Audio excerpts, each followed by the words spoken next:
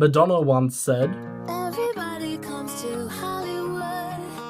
They wanna make it in the neighborhood. so what happens when the city of dreams rears its seedy underbelly? Forcing me to do terrible, awful, murderous things.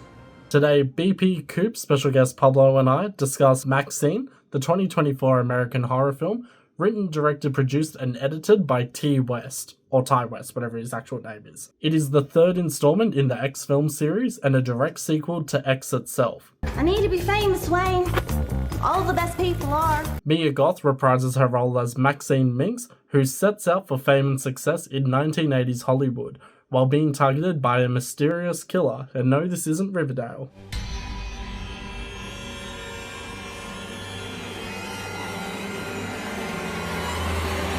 Tune in as we give our thoughts on the entire series, everything from overall thoughts to what we liked, what we disliked, and our ratings.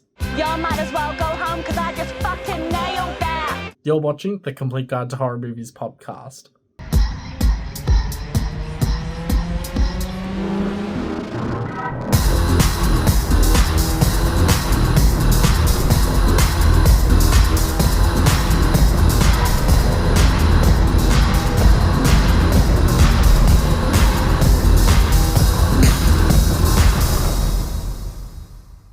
Any words of encouragement for young girls trying to make it big in Hollywood? Never give up. It's hard work. You gotta be willing to do whatever it takes.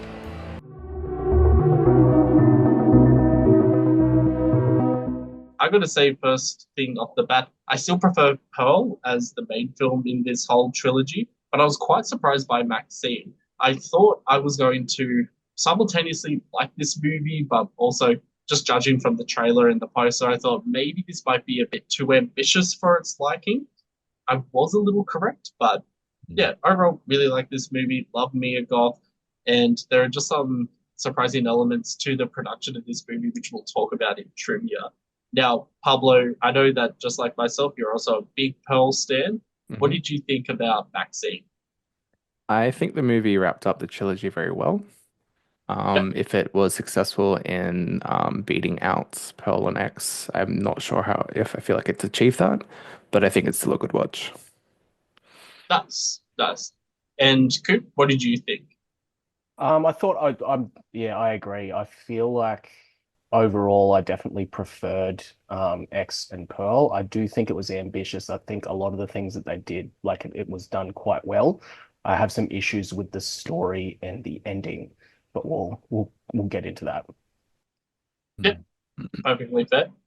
And last but not least, BP, what did you think of MaXXXine? Look, it's definitely the weakest of the three. Like Coop said, I had some issues with this movie. I don't know. I just feel like it ended on a bit of a drip. Just not really the ending I wanted. I was hyping it. I was hoping it was going to be a lot better, but yeah, easily the weakest of the three. But there's still some good bits in it. Fair enough. I will admit I am a little surprised that you do rank this above Pearl. I got the impression that maybe you would have liked this more than Pearl. Are you talking to me or Coop? No, you, BP. Yeah, well, we'll talk about it.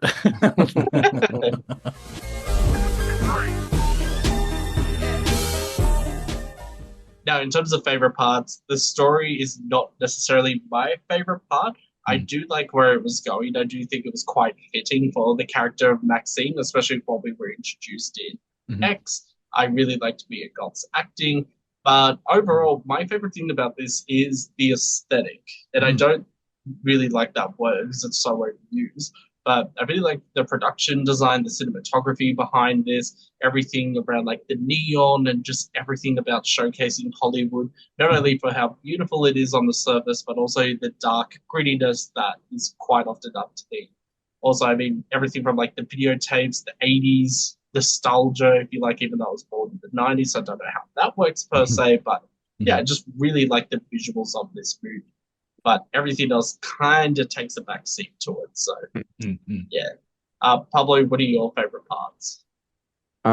Like you were saying, I feel like Ty West he really achieves setting the tone of the movie stylistically to the time it's set in. So, like we said with like X, like it feels like it's a movie that could have been filmed in the 70s. Same with Pearl, with its very like Technicolor feel to it.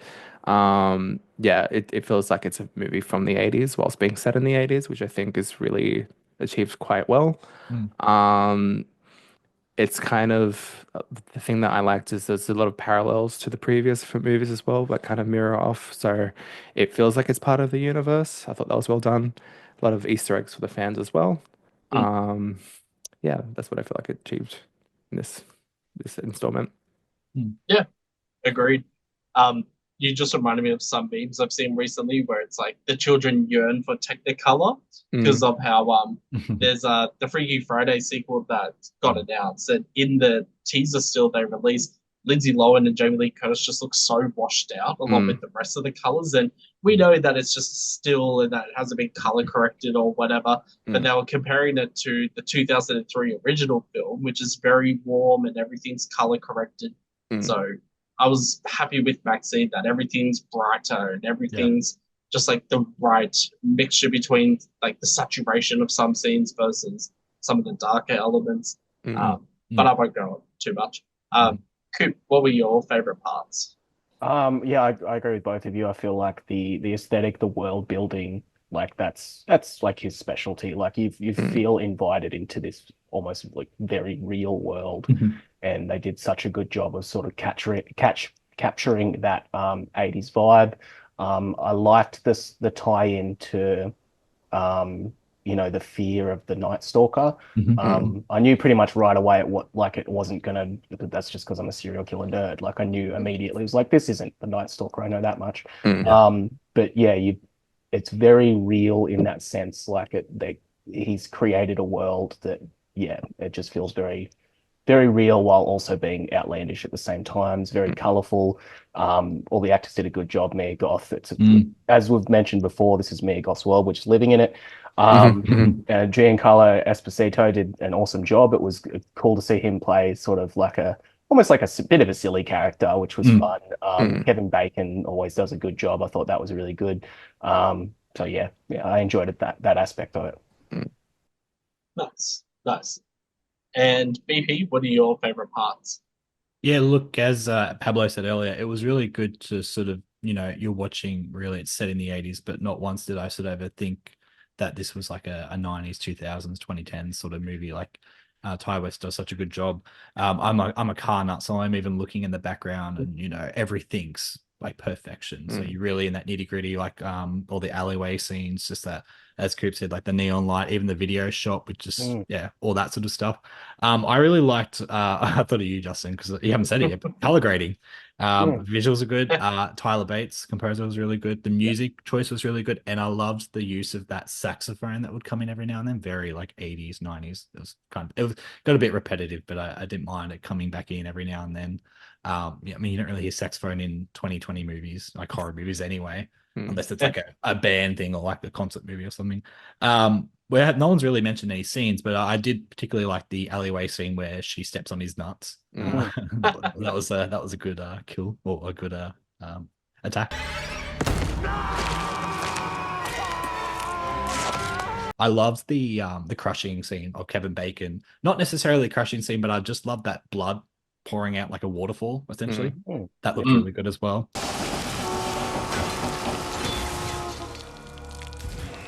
And I was a big fan of the ending in terms of like the credits and that kind of transition where it was sort of zooming out, like with the head, what I've got, and it was zooming out, and it had like Maxine, and I thought that was actually really good to the ending, and playing Betty Davis eyes, like that's iconic, like great song to play.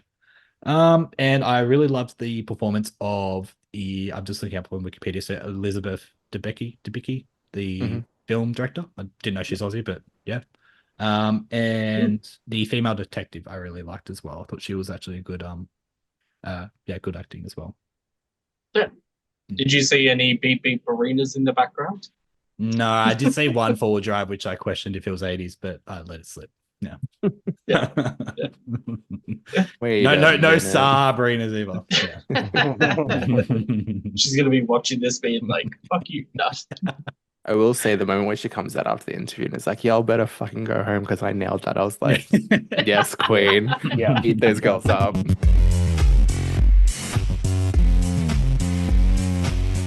I don't have like any big problems with this movie. So I will say for my least favorite parts, I just felt some people were miscast, Halsey especially. And admittedly, I'm not a Halsey fan. I only know her music from Badlands and Worthless Fountain Farm, but like I just felt maybe anyone else could have done that role. Like I don't know, she just felt a little misplaced. I don't know how to describe it. Likewise, also not a fan of the ending. Maybe T West was trying to open the door for a fourth film, and initially there were plans for another like entry into a so-called quadrilogy, but then he hosed down those plans after Maxine was released. So I just felt something could have been more satisfying. But yeah, that's it. Even then, it still doesn't really take away my like entertainment with this movie. I was still pleasantly like happy with it. Just not as much compared to Pearl and X. So yeah. Pablo, what were your least favorite parts? I'll be honest, I feel like the story wasn't as strong as the previous entries. Yeah. Like obviously the tie-in, having like a real life tie-in, I felt like I was a bit iffy about before watching the movie. Because I felt like it was going to be an obvious kind of bait and switch situation. And I feel like very early on I caught on to the fact that it was probably going to be someone from her past and not just the Night Stalker trying to wreak havoc on Maxine.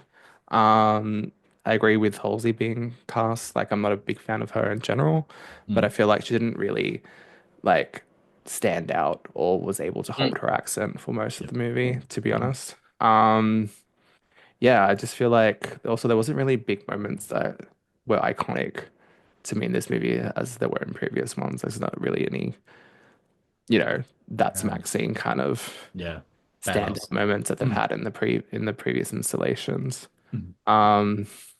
It's still a good watch. I just feel like it's not like I don't think it was the explosion ending that fans were looking for this trilogy that really like sealed the deal and how fantastic like the previous films and as a collection were. Yeah, especially when like just going back to Pearl again, which I will do for this entire episode. That ending of Pearl is just one of the best endings I've ever seen in any film, with how unsettling and how eerie it is, with just Mia Goth smiling at the camera for 4 minutes. And then this one, I was just like, I wasn't expecting the same ending. It can't just be Maxine smiling at the camera again. But I was just like, there just wasn't really an ending. Yeah, it was just like a cutscene and then the head. Also, I feel like the female cop death at the end was just kind of laughable. Like she just comes out of nowhere for a cheap jump scare, and then she just falls down the edge. Like, okay, bye, girl. Thanks for your help, I guess. Like the cross in the eye. Yeah. Yeah, I just felt like that wasn't very. It's funny you say that because now I think about it, it literally was like that.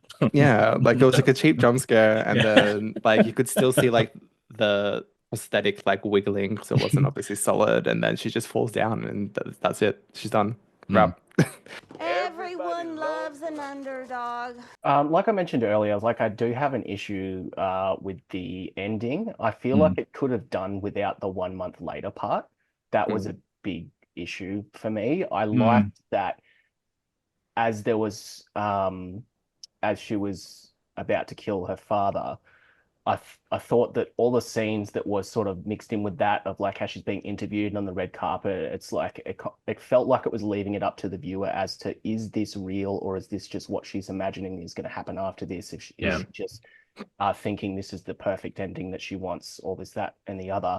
And especially because you've got the chopper above her going, drop your weapon, and she actually shoots her dad. I feel like if it ended there, it would have been a much stronger ending. But I feel like adding in the 1 month later, I don't know. It's too convenient. It's too happy. And I don't know. I feel like it took away from the movie a lot and everything that had sort of been building in that. So I feel like that was sort of, a bit of a disappointment in it.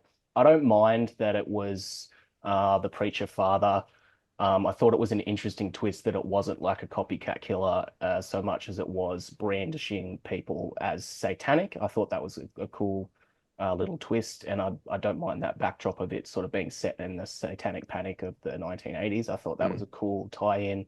But I feel like, yeah, that 1 month later just kind of took it away. I'm even like forcing myself to interpret that last bit, considering that the final frame is the prosthetic Maxine head. Is it all in her head? Did she actually die on behind the Hollywood sign? I'm choosing to interpret it that way because I don't want to dislike this movie because everything else about it was kind of like really well done. Yeah. I said the world building is cool. I know I should have mentioned it in my favorite parts, but even just like some of the shots of just like seeing the streets and like all the different you got like the buskers and the mimes and all that kind of thing. It just really brings you in, and I feel like that ending was just kind of shits on that a little bit because it's just too happy, too convenient. Happy ending, yay, everybody go home, when you've got, you know, near perfect movies like X and Pearl. It's a shame. Sometimes I feel like the biggest issue is sometimes a bigger budget isn't the answer. Especially like this, and it's a shame that a lot of people sort of think that that's the answer to up the ante, and I feel like it just didn't. And I feel like you were saying, like, it kind of pulled you out of reality for the moment as well, because like obviously there's a tension moment where like dropped your weapon, like she realistically would have been arrested and investigated, you know what I mean? And put away for like murdering someone in front of police. But happy ending, I guess. Yeah, I guess. Just to add to your point, Coop, as well, about like all the shots of the Hollywood streets. For me, what I described as like the tour of the Universal Studios backlog with like the Bates Motel and everything. Seeing that, because like I've done the Universal Studios tour, and I remember being so excited, and like, oh my god, this is so cool! Like I love Universal Studios. Seeing it in the movie, it was like kind of brought back the same feeling, but I was just like, they kind of filmed it in a weird way. I don't know. It looks so different compared to how I remembered it. And I know that they use the exact same location, things like that. I'm not saying that's a bad thing. It was just different than what I expected. But it still captures that 80s essence, for lack of a better word. BP, what were your least favorite parts? Yeah, look, probably the biggest bugbear I had with this movie was I sort of summarized it saying it was a slow burn, but it wasn't worth the payoff. Pablo made a good point that even the action sequences, or like the blood and gore sequences, were quite far between each other. And I remember in the movie wanting to love this by the end, and then watching it again today, I just had that same feeling where it just felt very stretched between sections of like gore or what was happening, that the story was just kind of boring at that point. Like the visuals only go so far, and the music can only go so far before you're sort of just like, can we like up the ante here?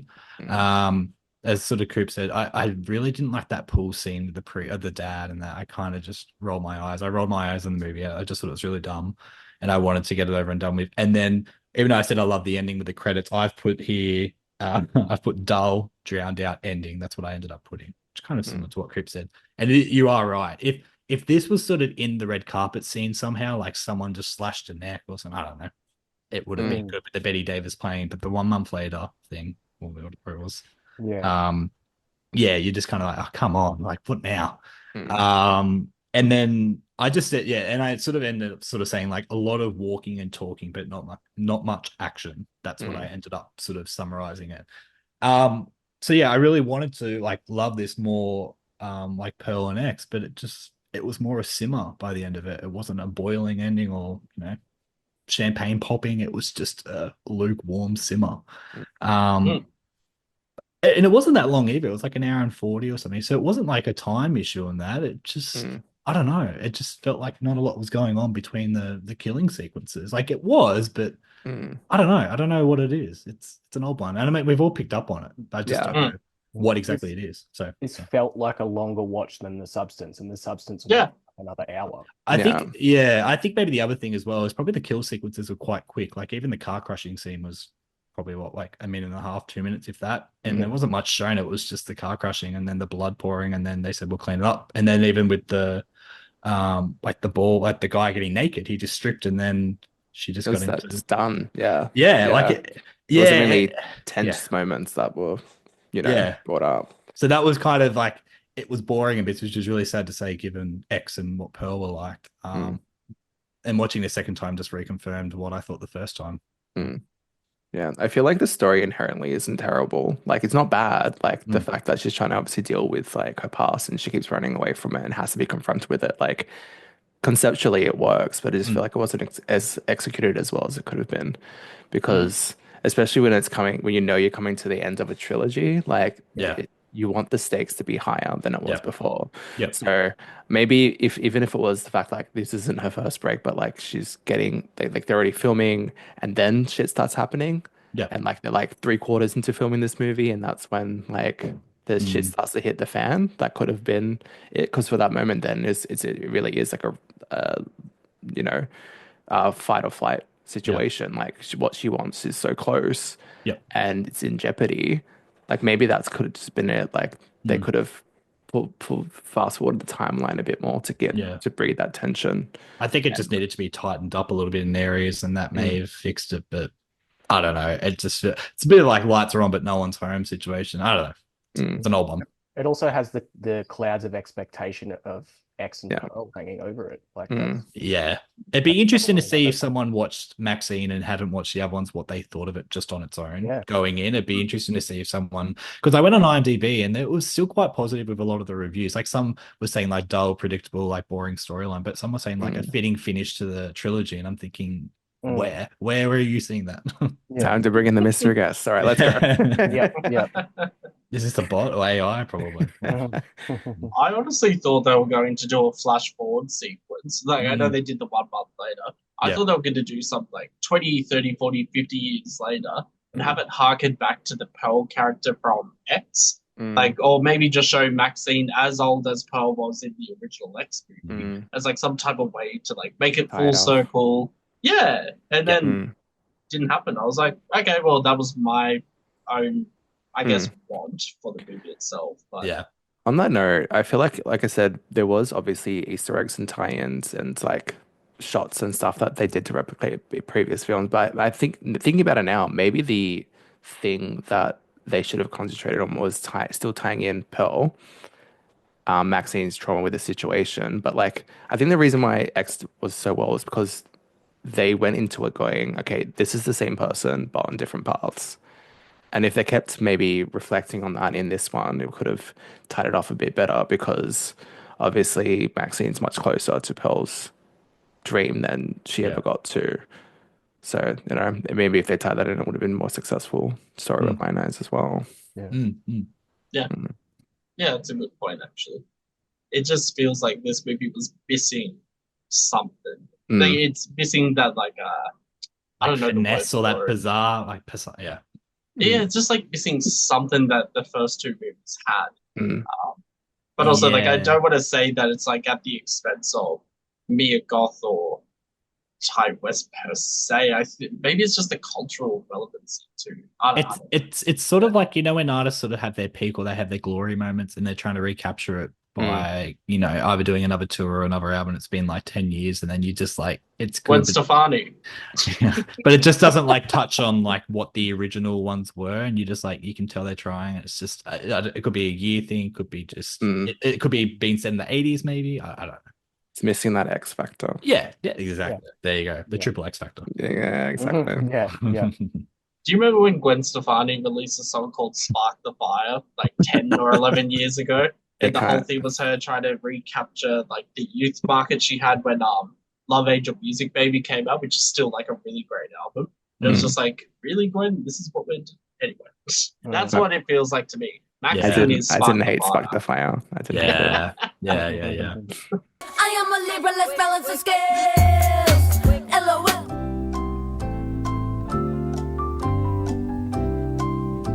In terms of trivia, before we do start on some fun facts, we do have to talk about something serious, which is in January 2024, it was reported that Mia Goth was being sued by a background actor named James Hunter, who played a corpse on set. And what he's suing her for is that he alleges that she kicked him intentionally in the head and then taunted him about it. The suit also includes a wrongful termination claim against A24, the movie studio and distributor, and Ty West, the director. But I haven't been able to find anything else since. I don't know if maybe there was a settlement or if this was like true, for lack of a better word. But yeah, I think it's something to talk about because this doesn't really happen where people are actually brave enough to come forward and talk about any allegations of mistreatment in Hollywood or the studio system. But at the same time, there is a very real possibility that this could be, just an allegation, or maybe things were exaggerated, or it could even be seen as a publicity stunt to generate hype for the movie. There have been publicity stunts for other previous productions, not associated with Ty West or being Goth, of course, but I just think it's something that we should bring up and discuss, not try and sweep it under the rug or Ty West legacy. Yeah. Just shocking. I remember reading about this on Bloody Disgusting back in January, February, and being like, what the hell? Me and Goth? Like, yeah. But I mean, could happen. Yeah, it's interesting. I wonder if it's been put on the back burner while the release and it being out, and maybe just kind of indefinitely, well, not indefinitely, but just delayed to pursue later while the movie's out and being marketed and all that. I mean, likewise, there are numerous videos where it's like people doing insurance fraud. And the reason why I bring this up is like there's things like dash cams have caught people like faking car accidents. Or, I saw that video. It's wild. Yeah, like injuries, stuff like that. And it's just like, damn, there are some people who are known as scam artists. Yeah. Who's to say this isn't the case? But also, who is it to say that Mia Goth could have kicked someone in the head? Yeah. I mean, if she kicked me in the head, I'd thank her for it, but that's horrible. It kind of reminded me of Josh Homme from Queens of the Stone Age a couple of years ago. He kicked a photographer square in the camera while they were like taking a picture, and like you see the footage and you see him like look down, and then he put out this big apology video like, oh, I didn't see them there, this, that, and the other. And it's like you can kind of see them in the video, but like it is a shame that like it doesn't seem that I haven't seen anything of Mia Goth or the production or anything sort of addressing it. So that's always interesting. That could be because there's a case going on and they can't talk about it. Who knows? But like, but even putting something out like ongoing actions, please respect our privacy. Something. Yeah. There hasn't been a significant what's the word? Like confirmation. Or anything like that, and that's always kind of like I'm always a bit iffy on that. So but it's sort of that damned if you do, damned if you don't. Sometimes with those situations, but then it's There's also a thing called the Barbara Streisand effect, which was I can't remember the exact story, but she had tried to erase this negative story about her, and I can't remember what it was for. I don't think it was in the same vein of like violence or whatever. Yeah, but because she brought it up, it made the situation more visible to people who didn't even know what the issue was in the first place. I'll have to do more research into that, but it's like the same can be said for when like other people might get a negative movie review, so they try and paint that specific movie critic or whatever as like evil or whatever, and then it just makes that negative review more prominent. So that might be the first thing people see. Could have been a marketing choice or HR choice of like, if we don't address it, maybe it'll just go away. But like, it is interesting that there's not even like this isn't how it happened, or like we're sorry if that's sort of how they feel it happened or anything like that. There's just been there's been nothing. Yeah, it's interesting. And I mean, for the rest of the cast and crew, I can imagine it's quite tricky because Coop, I don't know, do you know, and for any of our fans who also watch Drag Race, Shangela has also had numerous allegations come out against them, saying that Shangela had sexually assaulted them, etc.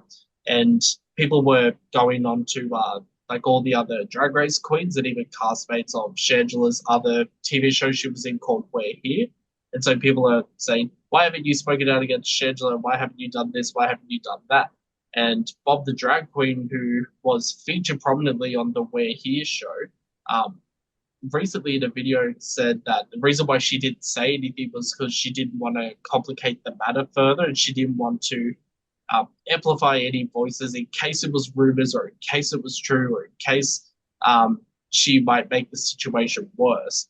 And what's happened is that now people have come out and said like, oh, Bob the drag queen said that Shangela did this, or the complete opposite. People say that Bob the drag queen is saying that everyone's a liar about Shangela. So people are splitting and just reinterpreting what this other drag queen has said. And I can imagine that'd be the same for this industry, where Ty West could put out a statement saying this absolutely didn't happen, and people might be like, "No, he's saying he did happen. It's opposite." Yeah, yeah. Or he's denying it to protect Mia Goth, or like, you know. Yeah. So it's a shame that this is what's happened, but I mean, if it is true, I mean, you know, I'm glad that it's been addressed. I just hope that there is a resolution. So I was just looking. Apparently, A24 have stated that they've had an investigation and they found no proof of the incident. And now he's requesting footage that they're denying. So I feel like I briefly saw it on Twitter like earlier this year, but I haven't seen anything since. So I just don't know what's happening with the case, if there is a case, or what's going on. I think it's safe to say that we here at Complete Guide to Horror Movies do not recommend intentionally kicking anybody in the head. So yeah. Yes. We don't agree. If that's what happened, we definitely do not agree with that. Yeah. But also, Mia Goth, if you would like to kick me in the head, you're welcome. But kicks in the head by invitation, that's fine. That's consent. Consent is what's important. Consent is very important. And Justin's first in line. Yeah. Honestly, if I got kicked in the head by Mia Goth, I'd be making a TikTok, I'd be making an Instagram, I'd be one of those people making one of those daily Instagram accounts that's like, Mia Goth kicks Justin in the head _daily. They're just sharing. It's gonna be that. And Mean Girls. It's gonna be that board where it's like incident happened like an X amount of days. You're like, it's been X amount of days since Mia Goth kicks me in the head. Some other trivia about Maxine was that while this was originally developed as the end of the X trilogy, and we have spoken about this before, T. West did state in February 2024 that he had plans for a fourth movie, which would depend on Maxine's reception. However, in May 2024, West confirmed he was still working on the movie, may develop as his next project. Fast forward 3 months later, during a Reddit Ask Me Anything, I don't know why people still do those, he stated that he's happy with where he left the trilogy and that Maxine is likely the end of the series. So who knows? Yeah. But I mean, they said the same thing about Scream 3, and now there's Scream 7. Yeah. You know, it's the same about Saw. So I mean, he could do his own if he wants to do a male version and do another trilogy. Sure. I think the giveaways like the 3Xs as well was sort of like the final fitting sort of thing as well for Maxine. But I don't know. I don't like when future movies depend on the success of a box office projection because it just sort of feels very like money driven at that point. Like it'd be good if he's like, look, we've got 5 movies, we've written like 5 sequels for this. We're sticking with 5 sequels. We're going to bring them out irregardless. Like I think there's Strangers at the moment. It's like chapter 1, 2, and 3. Oh god, those but I read that they were like the box office for the first one wasn't that great, so they were umming if they should bring it to the box office or just VOD or whatever. But they kind of committed to doing 3 parts, which I was like, well, good. I guess it kind of also depends on sort of like the level of things right. And I know things like TV shows, like a good example. I don't know if any of you are into Stargate, SG1, classic. Oh, I love Stargate. The first, I think, like 5 seasons, they didn't know until it aired if they were going to get picked up for another season. So they kind of did it in a way so there was always a big payoff. So if it got axed, then, you know, fans would be happy. I feel like at this stage, Ty West, given the ground that he's covered and sort of the fame and respect that he's gotten, probably could be up to him whether he wants to continue this or not. And it's a shame that it's sort of like, oh, well, if this does well, then, but I kind of like that he said, no, I'm happy with it. Maybe it is time for sort of something new. Maybe start off, you know, a fresh trilogy or a fresh whatever. Like even a TV show or backstory or something. I would love to see a Ty West TV show. That I think that would be cool because you got that chance to sort of let the story breathe. I feel like it also needs to come down to like, is there more story to tell? Like I was saying with the substance, like I feel like they don't really need to touch anything else for a sequel for that. Where with X, like obviously there was still the mystery of like who Pearl was. So there's room for more storytelling in that. Where Yeah. I feel like with this film, it's pretty much wrapped everything up really nicely. Mm. Not as well as we would have hoped, but Yep. like in terms of the story and Maxine's story, I feel like there's not really much else that we need to explore with her. Yeah. And, you know, we don't really need to rehash it on it either. So, Yeah. it's Yeah. And I think the other thing is to like, you can mull on it and think about it for, a while. And if it takes like a decade, like Friday the 13th, where nothing's happened, obviously there's been issues there behind the scenes, but sometimes it just takes a bit of time to maybe think, like, look at even like Saw X, for example. I mean, like, even though we had Jigsaw and we had Spiral, it took quite a few years to actually get an actual proper Saw sequel. And I mean, it was pretty good return to form in, some way or another. See Coop twitching. I didn't I was gonna Because say he loved the ending with his mate. Yeah, my best mate Hoffman. Yeah, epic bad luck. But that's what I mean. Like, they sort of thought about it in a way, like, to come back. Like, how are we going to come back to this formula? So Yeah. But I think T West is ready to move on to do something new. I mean, Yeah. I brought up when we did the X vs. Pearl episode that I was not a fan of his segment in the original VHS anthology movie, which now has like 7 installments. And his one, Second Honeymoon, to me was the weakest one of the original VHS. But now that there's 7 installments, it's actually coming up to being like in the top 20 that I do like upon retrospection. But I mean, he did like House of the Devil, Cabin Fever 2. Actually, he did Cabin Fever. Oh, yeah, that's right. We spoke about that. Oh, did he do Cabin Fever 2? Yeah, the Spring Fever. Oh, yeah, that one. Yeah. And he also did a segment in the ABCs of Death, which was not received well at all by a lot of people because it was all about miscarriage. But I feel like he's just like looking to do something else now, something completely different from this X trilogy, something different from his previous short film inclusions. I just don't know what that could be. So yeah. Likewise, there's some other trivia just around little Easter eggs that Pablo had mentioned before as well. For instance, the Hollywood star that Maxine puts a cigarette out on is Theda Barres. So that's the actress that Pearl took inspiration from and named her alligator in Pearl. There was also a dance that, what do you call it? Like Maxine does this dance for her father at the beginning flashback of the film, and it's the exact same choreography that Pearl does for her audition in the movie. Yahoo has Ty West telling USA Today, you might mention it, Justin, about the film's original ending. So it said apparently Maxine was going to be haunted by farm owner Pearl, the ghost that tormented Maxine at the start of the franchise. And then he's put, after planning to include some, in brackets, turning into Pearl body horror stuff, the director ultimately decided to scrap the supernatural element. And he said it just felt like going backward. It wasn't what these movies were about, and it just wasn't as compelling, handcuffing her to the past in that way, he explained. I don't know if I like that ending better than what was actually shown. I feel like thematically it would have been interesting though, because it still would have had her dealing with her past in some way. Like, it didn't have to be exactly that, but it could have been something that could have tied into a bit more. Another bit of trivia: after Maxine finishes her audition at the beginning of the film and sees all the other actresses waiting in line, there's a big sign that reads X Factor, which is something mentioned in Pearl and in X as a special quality sought for in an actress. Lead actress Mia Goth stated that the story for this film, in her opinion, is the best out of the 3. Maybe she was the one who got kicked in the head. Everyone had a reaction then, by the way. I don't know if you ever realized. Disagree, Dale. She needs to get a spectators, I think. So Mia Goth did state that while she listened to 80s music, such as Blondie, to immerse herself into the setting of the movie, it just didn't give her the energy that she needed. Instead, she listened to hip-hop artists such as Kendrick Lamar, J. Cole, and Eminem to give her more confidence. Right. I thought you were about to say Blondie wasn't enough, so she started doing heaps of coke. I don't understand how Blondie doesn't give her the energy that she needed. If I listen to one way or another, doesn't Houdini by Eminem give you?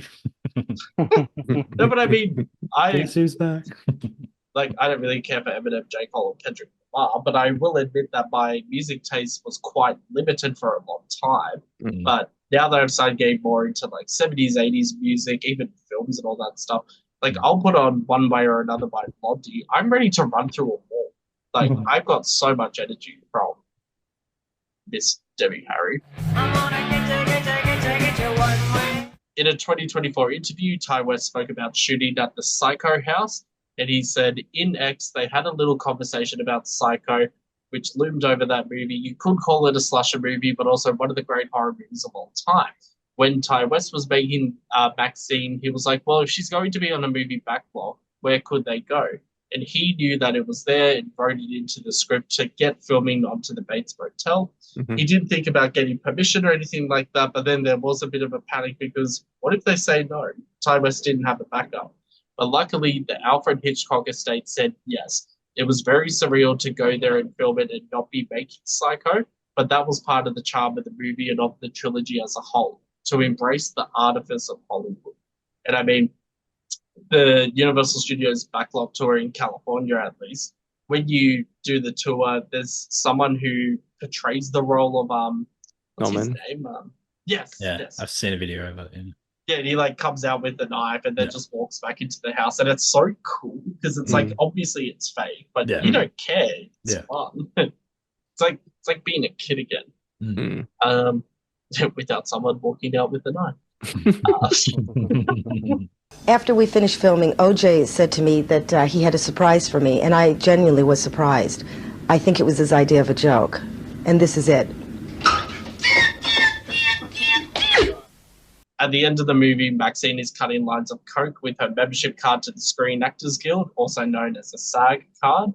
Mhm. So I really liked that part. I was just like, oh yeah, it's kind of, to me, it was kind of like a fuck you to the Screen Actors Guild. It's like, hey, you've given me this addiction. But when Maxine smashes the camcorder being used by the private detective, it's in fact the same camcorder that was used in Back to the Future, which was also set in 1985. Hmm. I don't know if it was the exact same camcorder, maybe just the same model. But, yeah, IMDb doesn't really differentiate.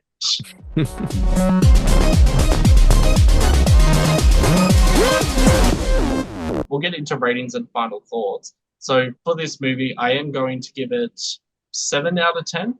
I think that it was a good conclusion, but just not as satisfying as I would like to have hoped for this. But I can't fault the production design. I can't fault everything from like the editing to the color grading to the acting. I just think it's missing that, I don't know, the Zaza Zoo or something. The same, I don't know, it's missing that X factor. That's what it is. It's missing that. Pablo, what are your ratings and final thoughts? I will also have to give it a 7 out of 10. Like you guys know how much I love the previous two installments of this movie. Like we ranted about it for a very long time. And I just feel like, yeah, it didn't give us the payoff that we were kind of longing for, hoping for. Like I said, it is missing that X factor. And it's not like disappointing in that it was a terrible film. It didn't quite hit the mark where the other two had. So yeah. But Coop, what are your ratings and final thoughts on Maxine? Yeah, not to be a copycat, but yeah, I think 7 is a fair score to give this movie. I would probably rate it lower if it wasn't so well made, if the acting wasn't so good, if the world building wasn't so great. But yeah, I've got to take those 3 points off for it sort of being a bit of a letdown as far as the story goes. Like I said, that final scene was unnecessary. And comparing it to X and Pearl, it just does not live up to it. Yeah. So is it 7 crushed testicles? Oh yeah, I didn't give it a. Let's go crushed testicles. 7 crushed testicles out of 10. Nice. And last but not least, BP, what's your score? I'm gonna go 6.5. I'll go 6.5. Maxine Hollywood signs out of 10. Like I said earlier, like visually, beautiful. Sound was great, but the storyline was pretty poor. The kill scenes were great, but just that storyline dragged it down. And as I said earlier, a simmer finish to what has been really like a strong horror franchise or a new entry into the horror genre. So it's a bit of a letdown, but yeah, I think 6.5 is sort of a fitting finish for the trilogy. Nice. So with our scores combined, it's an average of 7 out of 10. But if you want to get more technical, it's like 6.888666 out of 10. Yeah, I think that's fair. Yeah. Pablo, Coop, and BP, thank you very much for joining me today. Thank you. Thank you. Thanks again. Anytime. And for our listeners, keep an eye out on our TikTok for more information and fun videos. And if you hated this episode,